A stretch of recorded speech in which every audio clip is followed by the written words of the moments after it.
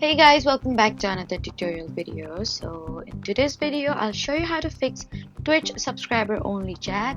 So if you can't send message because the chat is subscriber only mode, then just follow along.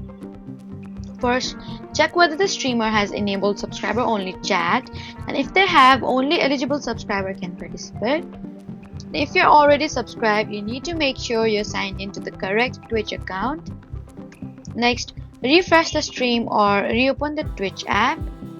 And if your subscription was purchased recently, then give Twitch a few minutes to update your account status. You should also verify that your subscription is still active by visiting your subscription page.